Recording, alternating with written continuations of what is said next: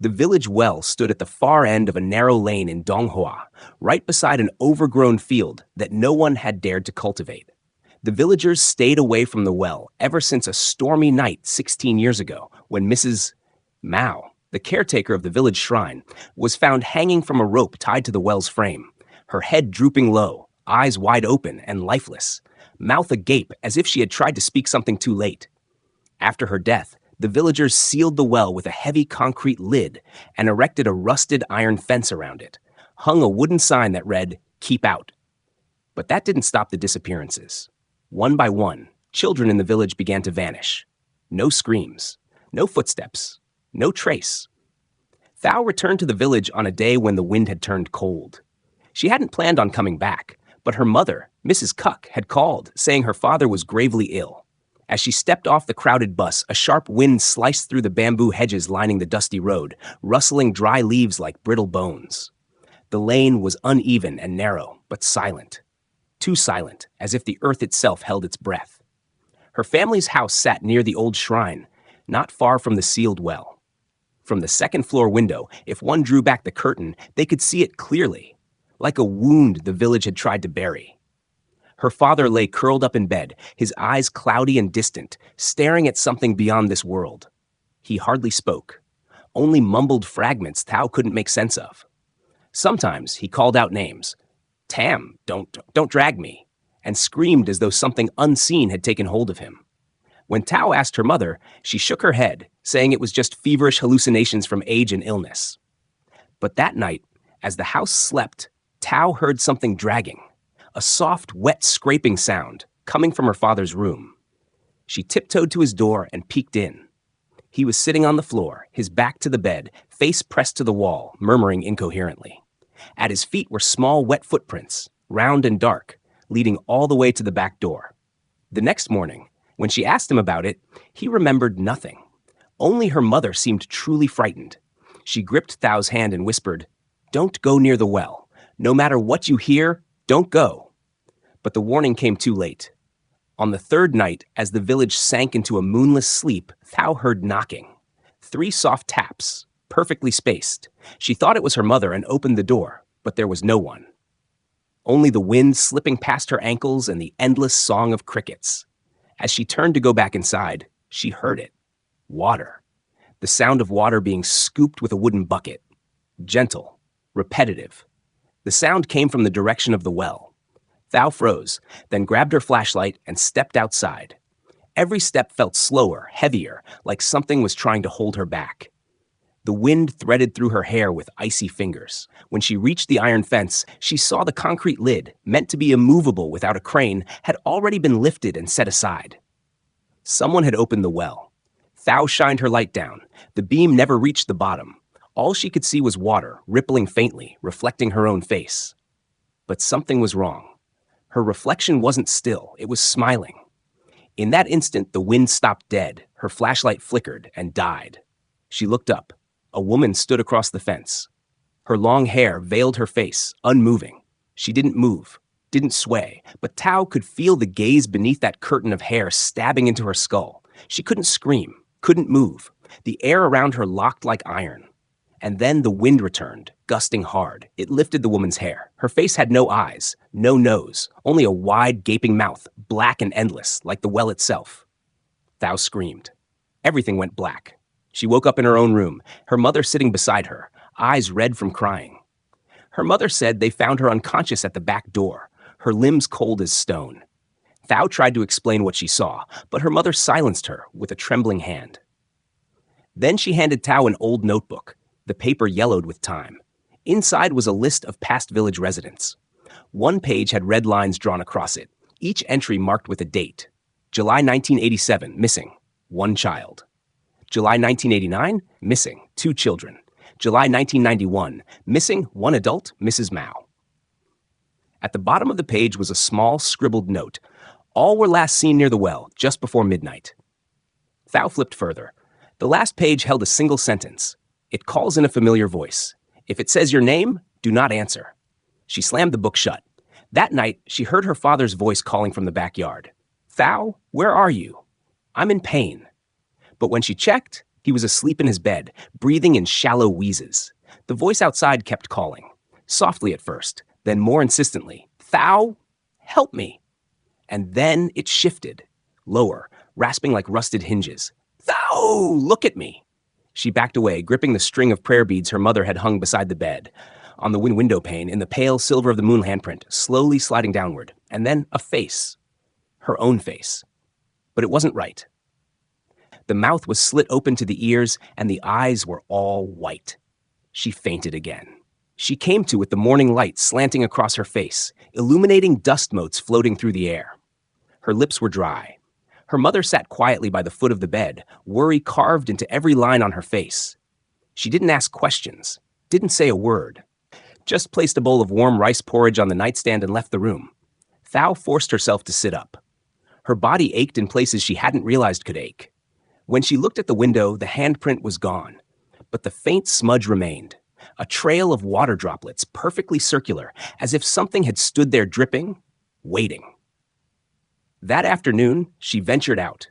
She needed to see the well again, not out of curiosity now, but dread. The kind of dread that demanded confirmation, no matter the cost. When she reached the iron fence, she was shocked to find the concrete lid sealed tight once more. No signs of disturbance, no footprints, no water trail. It was as if nothing had happened at all. But she knew better. Her body remembered. Her mind tried not to. A voice behind her made her jump. "You shouldn't be here." It was Mr. Bin, an old neighbor who used to work as a groundskeeper for the village temple. His face was leathery and worn, but his eyes were sharp. He leaned on his cane and stared past her at the well. "They never filled it in, you know," he said. "Just covered it, didn't even drain it first. Thought it would stop the calling." He spat on the ground. "Fools." Thao opened her mouth to ask something, but Mr. Bin was already turning away, limping back down the narrow path. "What's in there?" she called after him. He stopped. Without turning, he said, "Not what, who?" That night, Thao lay awake listening to her father breathe, slow and raspy. At 12:15 a.m., she sat up in bed, clutching the notebook her mother had given her. She hadn't read further, not yet. Now her hands trembled as she flipped back through it. Most pages were just village records, notes on local events, crop yields, births, deaths.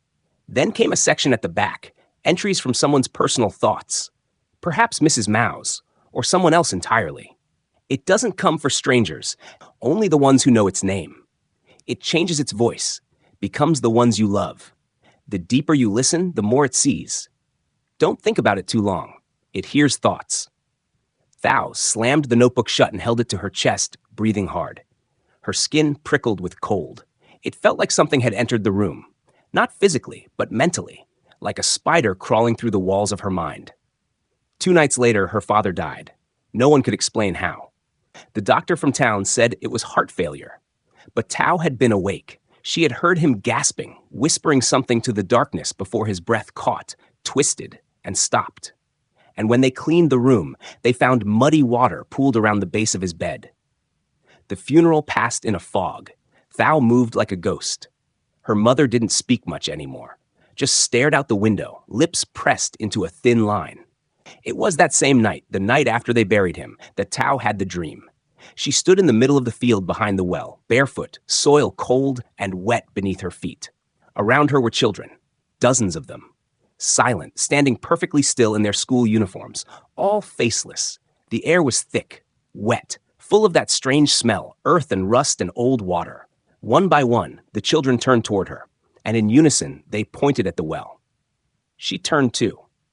The concrete lid was gone, the iron fence twisted open, the rope from Mrs. Mao's suicide hung slack from the frame above, and something was rising. A shape, a woman, hair dripping, skin bloated, pale gray-green, no eyes, no nose, only a gaping mouth stretched into a terrible grin that widened as it ascended. Thao couldn't move. The thing hovered at the well's edge, as if gravity no longer mattered. Then it spoke, but it wasn't a growl, not a scream. It was her father's voice. "Come down, Thao." She screamed herself awake. She didn't sleep the next night, or the next. Her mother tried to talk her into going back to the city, but she refused. Something inside her had snapped. If she left, she knew it would follow her. It didn't belong to the village. It belonged to her now. On the 5th night after the funeral, it rained. It hadn't rained in months. Heavy, pounding rain that turned the clay path to sludge. Thunder rumbled low across the sky. Thou stood by her window, watching the lightning illuminate the silhouette of the well in the distance. At exactly 12:17, the power went out. The entire house fell into darkness. She heard the sound again. Water. Being scooped. Then splashed. She picked up her flashlight, though every part of her screamed to stay put. The front door creaked open on its own. She stepped outside. The rain had stopped. The path was soaked, her bare feet sinking into the mud. But she didn't stop. The well pulled her, like a magnet, like an old promise. When she arrived, the fence was wide open. The concrete lid was missing again, and something was waiting. She stepped closer, peering over the edge. This time, the water didn't reflect anything, not even her own face. It was just darkness. Then it shifted. She recoiled. A face floated just below the surface. But not quite. The eyes were empty sockets. The mouth opened impossibly wide, and something spilled out, like hair or seaweed or intestines. It was impossible to tell. And then it grinned. Something wrapped around her ankle. She didn't remember falling. Only the cold. The cold was not water. It was deeper than that.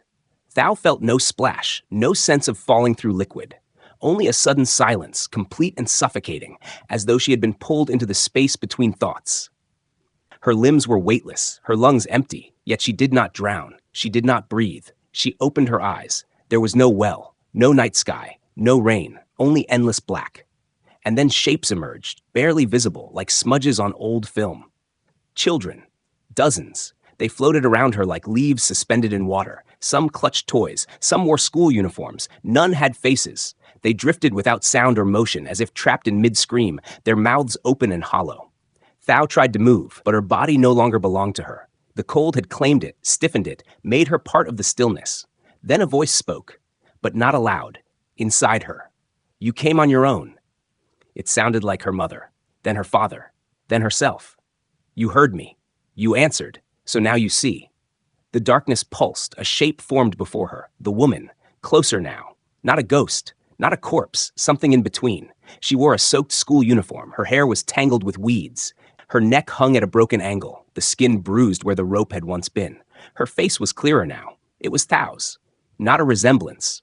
Exactly her. You always belonged here. The voice wrapped around her like wire. There must always be one to stay, one to feed the silence, one to call the next. Thau's thoughts twisted, memories broke and scattered. Her mind bled into the dark. Then came the scream. Not hers, someone else's. A boy's, then another, then dozens. The children around her began to move, jerking, thrashing in slow motion, as if waking from years of paralysis. They turned to her, their mouths opened wider. They started whispering her name. Thou, over and over. Thou, thou, thou. She screamed back. It tore from her throat like fire, and in that instant, something shook. The void trembled, the well cracked, and suddenly her body hit the earth. She was on her back, soaked in mud and rain, gasping, shivering. The first thing she saw was the moon, bright, full, silent. The well was behind her, its lid shattered, chunks of concrete scattered around the grass. And then the whisper returned. Not in her mind this time. You broke the rule. She turned. The woman was crawling out of the well, slow, insect-like, her joints clicking with each movement. Her mouth stretched inhumanly wide, water gushing from between her teeth. Her eyes were gone, but she moved like she could see perfectly. You weren't supposed to escape. Thou tried to run. Her leg refused. The woman grabbed her ankle, fingernails digging deep. The world dimmed again. But this time, Thou didn't scream. She remembered the notebook. She remembered the last line. When it calls your name, do not answer. She bit her lip until she tasted blood. The creature opened its mouth. Her own voice echoed from it. Thou, help me. She shut her eyes, did not answer. Thou, look. Silence. Her body trembled. The hand gripping her leg began to burn. Blisters rose instantly, skin sloughing off in strips. Still, she said nothing. Thou. Then came another voice, her father, gentler. My daughter, I'm cold. She clenched her fists. She thought of the field, the faceless children, the missing. She whispered, not aloud but into her thoughts. No. The grip loosened. The weight on her chest lifted. She opened her eyes. The woman was gone. So was the well. In its place was a black pit, caved in, bottomless, steam curling from its mouth. The ground around it wilted, grass curling into ash. The iron fence had collapsed, and silence, true silence. She limped back to the house, where her mother sat wide-eyed at the door. Wordlessly, she pulled Tao into her arms, rocking her like she was still a child. They didn't speak that night. The next morning, the pit had filled in. Rain had washed the earth smooth. There was no sign a well had ever been there. But Tao knew better. She returned to the city a week later, her body mostly healed. The scars on her ankle never fully faded, but they didn't matter. She never spoke about what happened. Not to anyone, not even herself. Years passed. She grew older, moved cities, got a job, a life. But sometimes on certain nights, when she closed her eyes, she could still feel the pull of water behind her ribs. Sometimes she heard her name whispered from drains. And once, on a train, she saw a child sitting across from her with no face, just a gaping hole where eyes and mouth should be, and in that hole, a smile. Then one evening, she received a letter. No stamp, no address, only a folded page inside. It read, "There must always be one to stay." Underneath was a photograph of her, standing by the well, smiling.